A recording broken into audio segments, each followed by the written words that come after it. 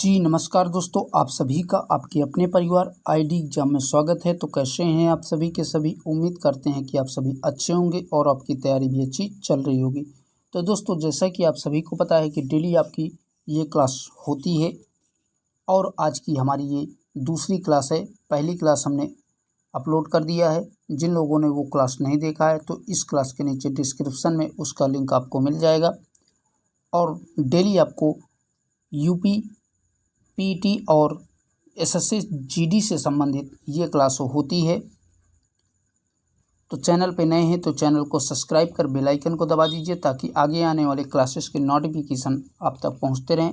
तो चलिए दोस्तों, कंटिन्यू करते हैं आज की क्लास को। तो पहला क्वेश्चन कह रहा है, किसी भी क्षेत्र का दाब किस पर निर्भर करता है। तो बताइए दोस्तों, किसी भी क्षेत्र का दाब जो है इन चारों ऑप्शनों में से किस पर निर्भर करता है।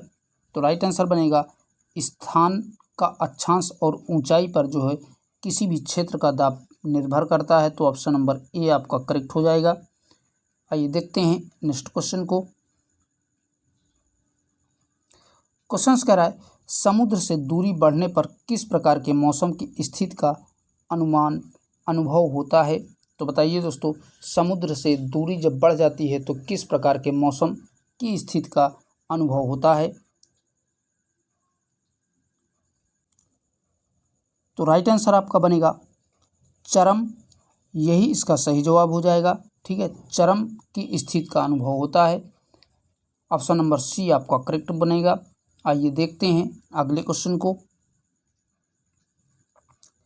क्वेश्चन है, यदि मृदा में सूक्ष्म कणों का अनुपात अपेक्षाकृत अधिक होता है तो इसे डैश मृदा का कहा जाता है।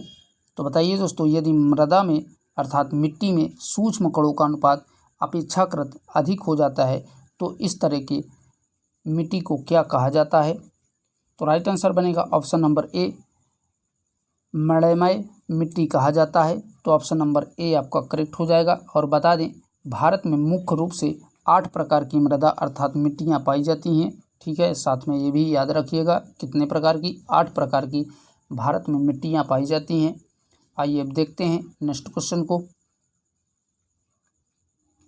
अगला जो क्वेश्चन है, निम्न में से कौन सा लू के कारण होता है। तो बताइए दोस्तों, इनमें से कौन सा लू के कारण होता है। तो राइट आंसर बनेगा तापघात, यही जो है लू के कारण होता है। ऑप्शन नंबर डी आपका करेक्ट हो जाएगा। और बता दें, तापघात जो है भारत में मार्च से लेकर के जून के महीने तक होता है। ठीक है दोस्तों, कब से, मार्च के महीने से लेकर के जून के महीने तक ये तापघात भारत में होता है। आइए देखते हैं अगले क्वेश्चन को।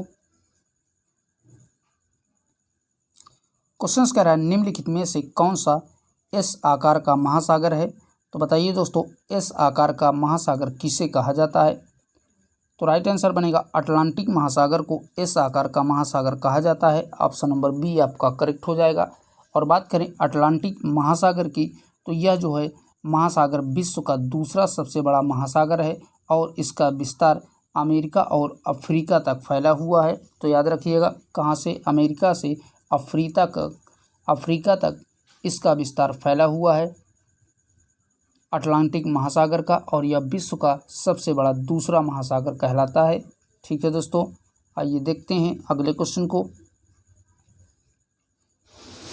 अगला जो क्वेश्चन है, कह रहा है कि किन 2 देशों से मृत सागर की सीमा लगती है। तो बताइए दोस्तों, ऐसे कौन से 2 देश हैं जिनकी सीमा मृत सागर से लगती है। तो राइट आंसर बनेगा ऑप्शन नंबर ए, इजराइल और जॉर्डन से मृत सागर की सीमा लगती है। तो ऑप्शन नंबर ए आपका करेक्ट हो जाएगा। ठीक है दोस्तों, चलिए अब देखते हैं नेक्स्ट क्वेश्चन को। क्वेश्चन कह रहा है, निम्नलिखित में से कौन सा अंतर्जनित बलों का एक उदाहरण है। तो बताइए दोस्तों, इनमें से कौन सा एक अंतर्जनित बलों का उदाहरण है। तो राइट आंसर बनेगा समुद्री लहरें, यही जो है अंतर्जनित बलों का उदाहरण है। ठीक है दोस्तों, चलिए अब देखते हैं नेक्स्ट क्वेश्चन को। क्वेश्चन कह रहा है, निम्न में से कौन सा जलमार्ग अटलांटिक महासागर को प्रशांत महासागर से जोड़ता है। मोस्ट इंपॉर्टेंट क्वेश्चन है दोस्तों। तो पूछा है आपसे कि कौन सा ऐसा जलमार्ग है जो अटलांटिक महासागर को प्रशांत महासागर से जोड़ता है। तो राइट आंसर बनेगा पनामा नहर। यही जो है अटलांटिक महासागर को प्रशांत महासागर से जोड़ता है। और बात करें पनामा नहर की, तो पनामा नहर की कुल लंबाई 82 किलोमीटर की है। कितनी दोस्तों? 82 किलोमीटर की इसकी कुल लंबाई है। और इसकी अगर चौड़ाई की बात की जाए तो औसतन जो है इसकी चौड़ाई 90 मीटर के करीब है। ठीक है दोस्तों। और अगर इसके निर्माण आपसे पूछता है कि पनामा नहर का निर्माण किसके द्वारा करवाया गया था, तो इसका निर्माण जो है रोमन सम्राट चार्ल्स पंचम के द्वारा 1534 में करवाया गया था। कब दोस्तों? 1534 में रोमन शासक जो है चार्ल्स पंचम के द्वारा जो है करवाया गया था। तो सारे के सारे फैक्ट याद रखिएगा। इसकी अगर लंबाई पूछता है तो 82 किलोमीटर, और अगर इसकी चौड़ाई पूछता है तो 90 मीटर के करीब इस पनामा नहर की चौड़ाई है। और 1534 में इसका निर्माण चार्ल्स पंचम के द्वारा करवाया गया था, जो कि रोम का जो है सम्राट था। और इसका जो है निर्माण व्यापार के लिए किया गया था। साथ में ये भी याद रखिएगा। चलिए अब देखते हैं नेक्स्ट क्वेश्चन को।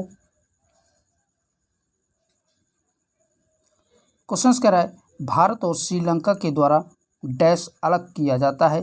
तो बताइए दोस्तों, भारत और श्रीलंका को किसके द्वारा अलग किया जाता है? तो राइट आंसर हो जाएगा पाक स्ट्रीट के द्वारा जो है भारत और श्रीलंका को जो है अलग किया जाता है। तो ऑप्शन नंबर डी आपका करेक्ट हो जाएगा। इंपॉर्टेंट क्वेश्चन है, याद रखिएगा। चलिए देखते हैं नेक्स्ट क्वेश्चन को। क्वेश्चन कह रहा है भारत के उस स्थान की पहचान करें जहां उष्णकटिबंधीय चक्रवात उत्पन्न होते हैं। तो बताइए दोस्तों, भारत का ऐसा कौन सा स्थान है जहां पर उष्णकटिबंधीय चक्रवात आते हैं? तो राइट आंसर बनेगा ऑप्शन नंबर डी, बंगाल की खाड़ी और हिंद महासागर में उष्णकटिबंधीय चक्रवात आते हैं। ठीक है दोस्तों, आइए अब देखते हैं अगले क्वेश्चन को। क्वेश्चन कह रहा है एक अभ्यास है जिसका उद्देश्य वैकल्पिक मौसम में एक से अधिक फसलों की खेती करना है। तो बताइए दोस्तों, यह कौन सा अभ्यास है जिसका मुख्य उद्देश्य जो है एक से अधिक फसलों की खेती करना है? तो राइट आंसर बनेगा बहुविध फसल खेती, इसे कहा जाता है। तो ऑप्शन नंबर ए आपका करेक्ट हो जाएगा। आइए देखते हैं अगले क्वेश्चन को। अगला जो क्वेश्चन है कह रहा है कि विकास की स्थिति के आधार पर संसाधनों का वर्गीकरण किस प्रकार किया जाता है? तो बताइए दोस्तों, विकास की स्थिति के आधार पर संसाधनों का वर्गीकरण किस प्रकार किया जाता है? तो राइट आंसर बनेगा संभावित, विकसित, स्टॉक और संचित कोष के माध्यम से इसका वर्गीकरण किया जाता है। तो ऑप्शन नंबर बी आपका करेक्ट हो जाएगा। संभावित, विकसित, स्टॉक और संचित कोष।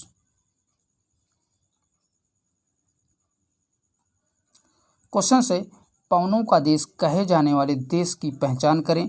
तो बताइए दोस्तों, इन चारों में से किसे पवनों का देश कहा जाता है? तो राइट आंसर बनेगा डेनमार्क को पवनों का देश कहा जाता है। ठीक है दोस्तों, यहाँ पर सबसे ज़्यादा पवनें पाई जाती हैं, याद रखिएगा। चलिए अब देख लेते हैं अगले क्वेश्चन को।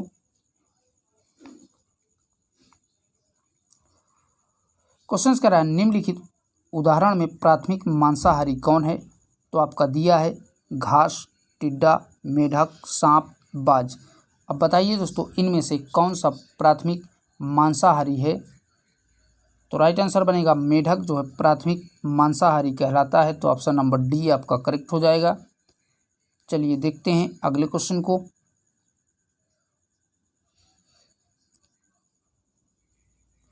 क्वेश्चन कह रहा है कच्चे तेल, पेट्रोलियम उत्पादों और प्राकृतिक गैस को स्थानांतरित करने के लिए अब परिवहन के स्थान किस साधन का उपयोग किया जाता है? तो बताइए दोस्तों, कच्चे तेल और पेट्रोलियम को जो है एक स्थान से दूसरे स्थान तक ले जाने के लिए किस परिवहन का उपयोग किया जाता है?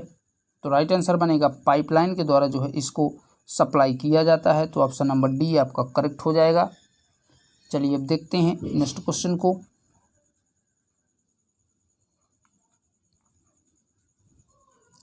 अगला जो क्वेश्चन है कह रहा है कि जीवाश्म ईंधन के जलने से होने वाले प्रदूषण को कम करने के लिए तरीके की पहचान करिए।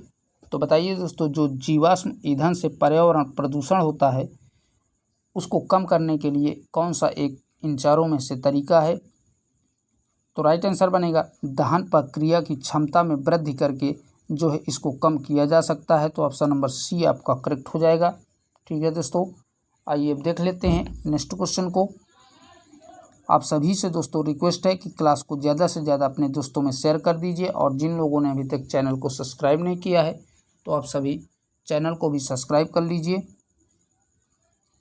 क्वेश्चन कह रहा है हाइड्रोकर अनुक्रमण कहाँ होता है? तो बताइए दोस्तों, ये अनुक्रमण कहाँ पर होता है? तो राइट आंसर बनेगा आर्द्र क्षेत्र में जो है ये हाइड्रोकर अनुक्रमण होता है। तो ऑप्शन नंबर डी आपका करेक्ट हो जाएगा। और बता दें, भारत के पूर्वोत्तर क्षेत्र को आर्द्र क्षेत्र जो है कहा जाता है। ठीक है दोस्तों, भारत के कौन से पूर्वोत्तर क्षेत्र को आर्द्र का क्षेत्र माना जाता है? ठीक है दोस्तों, आइए अब देख लेते हैं नेक्स्ट क्वेश्चन को।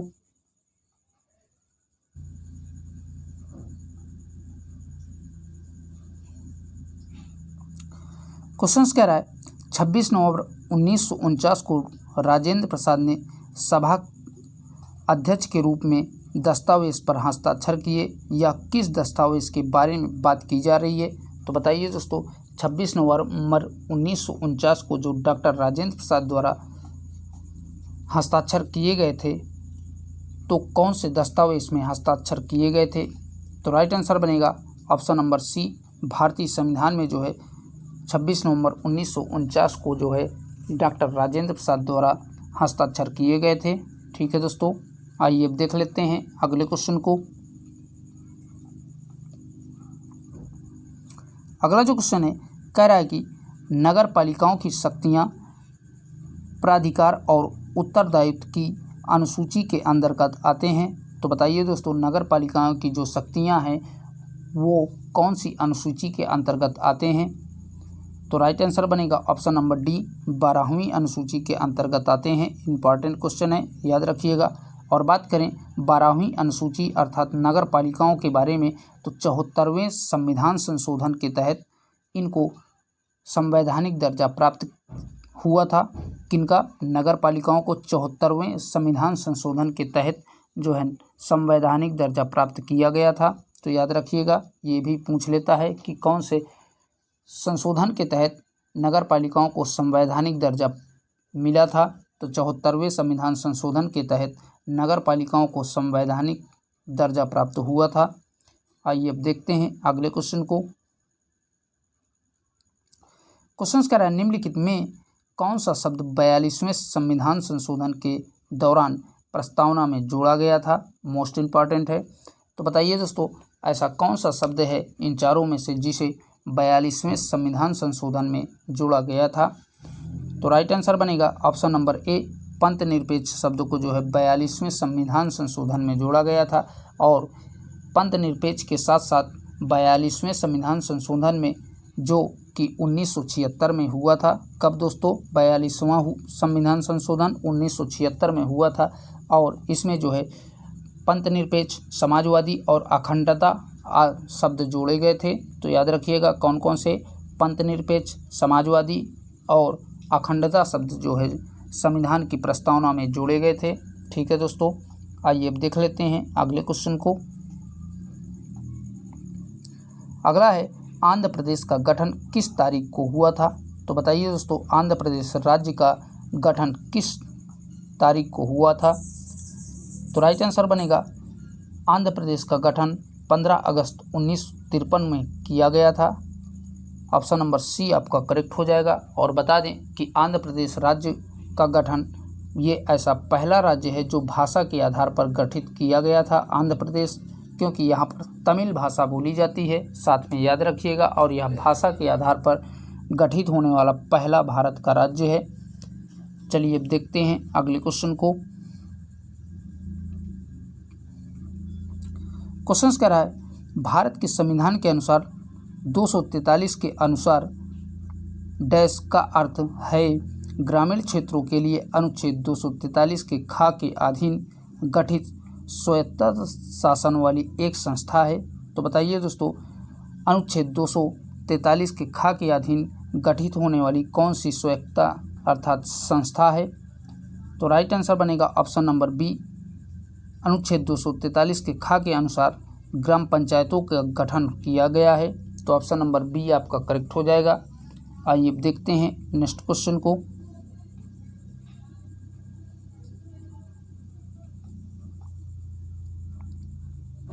क्वेश्चन कह रहा है संविधान के भाग 5 में अनुच्छेद खाली जगह राज्य विधायिका के संगठन, संरचना, अवधि, अधिकारियों, प्रक्रियाओं, विशेषाधिकार, शक्तियां आदि से संबंधित हैं। तो बताइए दोस्तों कौन सा जो है अनुच्छेद इन सभी चीज़ों से संबंधित है? तो राइट आंसर बनेगा ऑप्शन नंबर बी करेक्ट हो जाएगा। संविधान 168 से लेकर के 212 तक के ये जो है इन सभी चीज़ों से संबंधित हैं, तो याद रखिएगा। चलिए देखते हैं अगले क्वेश्चन को। अगला जो क्वेश्चन है कह रहा है कि भारत में सरकार का एक संसदीय स्वरूप है जो डैश के संविधान से आहरित एक विशेषता है। तो बताइए दोस्तों भारत में संसदीय का स्वरूप कहाँ के संविधान से लिया गया है? कहने का मतलब क्वेश्चन का यही है कि भारत सरकार का एक संसदीय स्वरूप कहाँ के संविधान से लिया गया है? तो राइट आंसर हो जाएगा इसे ब्रिटेन के संविधान से लिया गया है। इंपॉर्टेंट क्वेश्चन है, याद रखिएगा। चलिए अब देखते हैं अगले क्वेश्चन को। क्वेश्चन कह रहा है 73वें और 74वें संशोधन के अनुसार भारत में डैश स्तरीय शासन प्रणाली है। तो बताइए दोस्तों 73वें और 74वें संविधान संशोधन के अनुसार भारत में किस स्तरीय की शासन प्रणाली है? तो राइट आंसर बनेगा भारत में जो है 3 स्तरीय प्रणाली जो है शासन करती है। ठीक है दोस्तों, जिसे आप संसद के नाम से जानते हैं। इसमें राज्य सरकार, केंद्र सरकार और आपका जो है तीसरा संसद होती है। ठीक है दोस्तों, चलिए देखते हैं नेक्स्ट क्वेश्चन को। क्वेश्चन कह रहा है भारत के राष्ट्रपति का चुनाव कैसे होता है? तो बताइए दोस्तों इन चारों में से राइट आंसर कौन सा होगा जिसमें भारत के राष्ट्रपति के चुनाव की प्रक्रिया बताई गई है? तो राइट आंसर बनेगा ऑप्शन नंबर बी। संसद के दोनों सदनों के निर्वाचन सदस्यों और राज्य विधान सभाओं के सदस्यों के द्वारा जो है राष्ट्रपति का चयन किया जाता है या चुनाव किया जाता है। और बात करें भारतीय संविधान में, तो भारतीय संविधान के अनुच्छेद 52 से लेकर के 78 तक में राष्ट्रपति से संबंधित प्रावधान दिए गए हैं। ठीक है दोस्तों, चलिए अब देखते हैं नेक्स्ट क्वेश्चन को। क्वेश्चन है मौलिक कर्तव्यों के बारे में अनुशंसाएं करने के लिए डैश समिति का गठन किया गया था। तो बताइए दोस्तों मौलिक कर्तव्यों के बारे में अनुशंसा करने के लिए कौन सी समिति का गठन किया गया था? तो राइट आंसर बनेगा ऑप्शन नंबर सी करेक्ट हो जाएगा। स्वर्ण सिंह समिति का जो है गठन किया गया था। और बता दें कि इस स्वर्ण सिंह समिति का गठन 1976 में किया गया था। कभी कभी ये भी पूछ लेता है। अभी हाल ही में यूपीएससी का जो क्वेश्चन पेपर हुआ था उसमें जो है ये क्वेश्चन आया हुआ है कि मौलिक कर्तव्यों के लिए जो समिति गठित की गई थी वो कब गठित की गई थी? तो 1976 में ही गठित की गई थी। ठीक है दोस्तों, चलिए देखते हैं अगले क्वेश्चन को। क्वेश्चन कह रहा है भारतीय संविधान का कौन सा अनुच्छेद अभिव्यक्ति की स्वतंत्रता का अधिकार प्रदान करता है? तो बताइए दोस्तों भारतीय संविधान का कौन सा ऐसा अनुच्छेद है जो अभिव्यक्ति की स्वतंत्रता के बारे में बताता है? तो आप सभी को पता होगा कि संविधान का जो है अनुच्छेद 19 अभिव्यक्ति के बारे में बताता है। मोस्ट इम्पॉर्टेंट है, कई एग्जामों में पूछा जा चुका है। चलिए अब देखते हैं नेक्स्ट क्वेश्चन को। क्वेश्चन है भारतीय संविधान का कौन सा अनुच्छेद भारत के उपराष्ट्रपति के पद को अनिवार्य करता है? तो बताइए दोस्तों कौन सा अनुच्छेद है जो भारत के उपराष्ट्रपति के पद को अनिवार्यता देता है? तो राइट आंसर बनेगा अनुच्छेद 63। ऑप्शन नंबर डी आपका करेक्ट हो जाएगा। यही अनुच्छेद 63 भारत में उपराष्ट्रपति के पद को अनिवार्यता करता है। आइए अब देखते हैं नेक्स्ट क्वेश्चन को।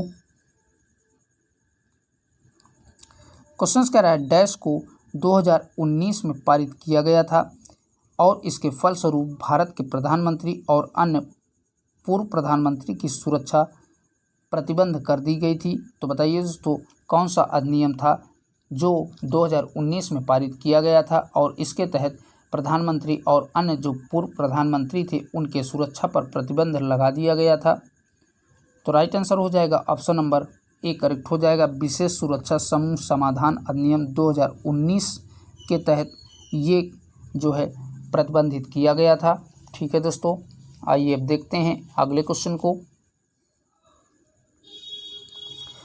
क्वेश्चन कह रहा है लोकसभा का कार्यकाल जब तक भंग ना हो उसकी पहली बैठक की नियत तारीख से डैश तक होता है।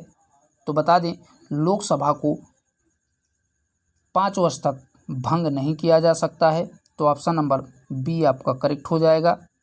ठीक है दोस्तों, और अगर भारतीय संविधान में बात करें तो भारतीय संविधान में इसका प्रावधान अनुच्छेद 81 में दिया गया है, अर्थात अनुच्छेद 81 में जो है इसका प्रावधान दिया गया है। ठीक है दोस्तों, आइए देख लेते हैं नेक्स्ट क्वेश्चन को। अगला जो क्वेश्चन है कह रहा है कि भारतीय संविधान का कौन सा अनुच्छेद भारत के नियंत्रक महालेखा परीक्षक के कर्तव्य और शक्तियों से संबंधित है। तो बताइए दोस्तों ऐसा कौन सा इन चारों में से अनुच्छेद है जो भारत के नियंत्रक और महालेखा परीक्षक के कर्तव्यों और शक्तियों से संबंधित है। तो राइट आंसर बनेगा ऑप्शन नंबर डी, अनुच्छेद 149 में महानिदेशक और लेखा परीक्षक के बारे में जो है बताता है। ठीक है दोस्तों, उसके कर्तव्यों और शक्तियों के बारे में बताता है, याद रखिएगा। आइए देखते हैं अगले क्वेश्चन को। अगला जो क्वेश्चन है न्याय किशोर अधिनियम 2015 के अंतर्गत किशोर शब्द एक ऐसे व्यक्ति को संदर्भित करता है जिसकी आयु डैश है। तो न्याय किशोर अधिनियम 2015 के अंतर्गत किशोर शब्द जो है 18 वर्ष से कम आयु के व्यक्ति के लिए जो है संदर्भित करता है। तो ऑप्शन नंबर बी आपका करेक्ट हो जाएगा। ठीक है दोस्तों, चलिए अब देखते हैं अगले क्वेश्चन को। क्वेश्चन कह रहा है डैश कैबिनेट और राज्यपाल के बीच संपर्क की एकमात्र कड़ी है। तो बताइए दोस्तों कैबिनेट और राज्यपाल के बीच की संपर्क की कौन सी कड़ी है। तो राइट आंसर बनेगा ऑप्शन नंबर ए, इन दोनों के बीच की कड़ी मुख्यमंत्री है। ठीक है दोस्तों, चलिए बढ़ते हैं अगले क्वेश्चन की ओर। अगला है भारत के संविधान के अनुच्छेद 100 के 3 के तहत संसद के किसी भी सदन की बैठक का गठन करने के लिए आवश्यक गणपूर्ति सदन के सदस्यों की कुल संख्या का लगभग भाग होती है। तो बताइए दोस्तों कितना भाग होती है। तो राइट आंसर बनेगा ऑप्शन नंबर बी करेक्ट हो जाएगा, लगभग 1/10 भाग होती है। तो याद रखिएगा। आइए अब देख लेते हैं नेक्स्ट क्वेश्चन को। अगला है कह रहा है कि विधान परिषद के कुल सदस्यों की संख्या राज्य विधानसभा के सदस्यों की कुल संख्या के खाली जगह से अधिक नहीं होगी, किंतु यह सदस्य संख्या किसी भी स्थिति में 40 से कम नहीं होनी चाहिए।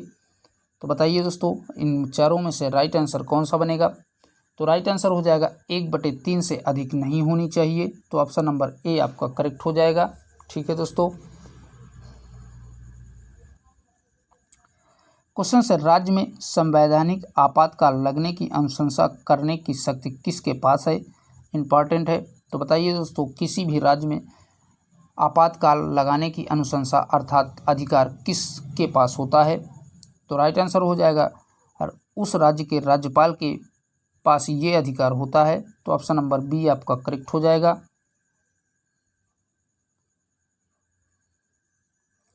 अगला है निम्नलिखित में से किस केंद्र शासित प्रदेश में लेफ्टिनेंट गवर्नर नहीं है। तो बताइए दोस्तों इन चारों में से कौन सा ऐसा राज्य है जहां पर लेफ्टिनेंट गवर्नर नहीं है।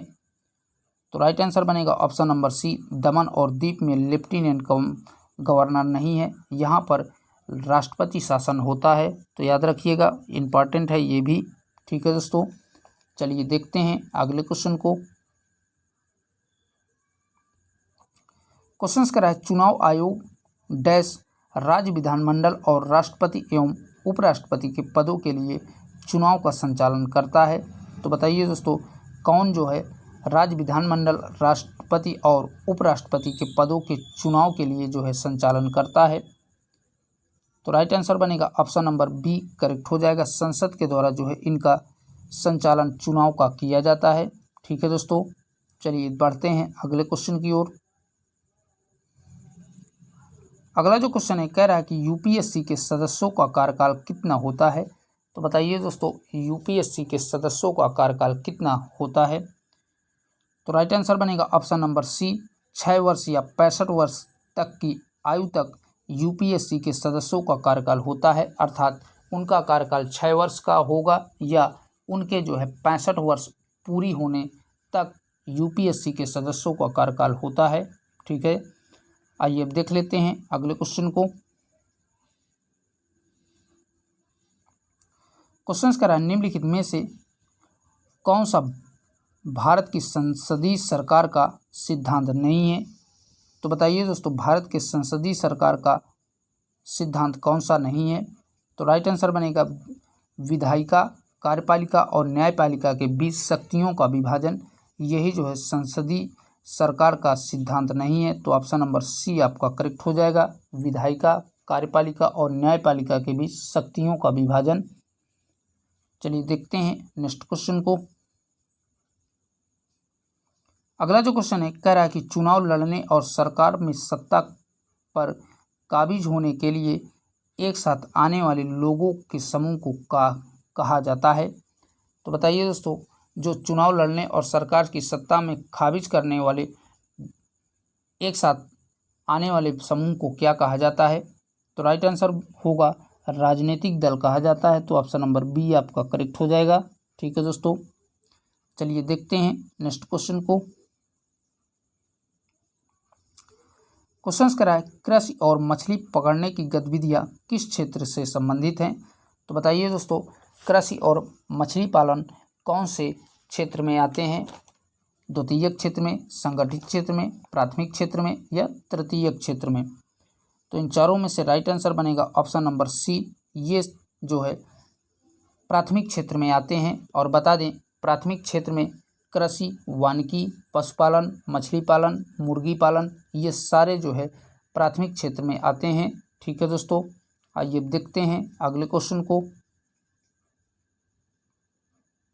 क्वेश्चन कह रहा है एक वर्ष में उत्पादित डैश वस्तुओं और सेवाओं का कुल मूल्य राष्ट्रीय आय को निरूपित करता है। तो बताइए दोस्तों किसको ये निरूपित करता है। तो राइट आंसर बनेगा अंतिम को जो है निरूपित करता है। तो ऑप्शन नंबर सी आपका करेक्ट हो जाएगा। ठीक है दोस्तों, चलिए अब बढ़ते हैं अगले क्वेश्चन की ओर। क्वेश्चन कह रहा है कृषि क्षेत्र द्वारा किस प्रकार की बेरोजगारी उत्पन्न होगी यदि वह वर्ष के कुछ समय के लिए ही अतिरिक्त मजदूरों को नियुक्त करता है, जैसा कि फसल कटाई का मौसम। तो बताइए दोस्तों राइट आंसर कौन सा बनेगा। अगर कृषि क्षेत्र के लिए जो है अधिक मजदूर जो है नियुक्त किए जाते हैं तो ये कौन सी बेरोजगारी कहलाती है। तो राइट आंसर हो जाएगा मौसमी बेरोजगारी कहलाती है। यानी कि जिस मौसम की फसल होगी उसी के बारे में जो है अतिरिक्त मजदूर किए जाएंगे, नियुक्त किए जाएंगे, तो इसे जो है मौसमी बेरोजगारी कहा जाता है। ठीक है दोस्तों, आइए अब देखते हैं नेक्स्ट क्वेश्चन को। क्वेश्चन है निवल मूल बराबर परिसंपत्तियां माइनस किसके किया जाता है जब जाकर के निवल मूल आता है। परिसंपत्तियां को माइनस किससे किया जाता है। तो राइट आंसर बनेगा ऑप्शन नंबर बी, देयताएं को जो है माइनस करने पर निवल मूल आता है। तो ऑप्शन नंबर बी आपका करेक्ट हो जाएगा। ये आपका जो है इकोनॉमिक्स का क्वेश्चन है। ठीक है दोस्तों, चलिए अब बढ़ते हैं अगले क्वेश्चन की ओर।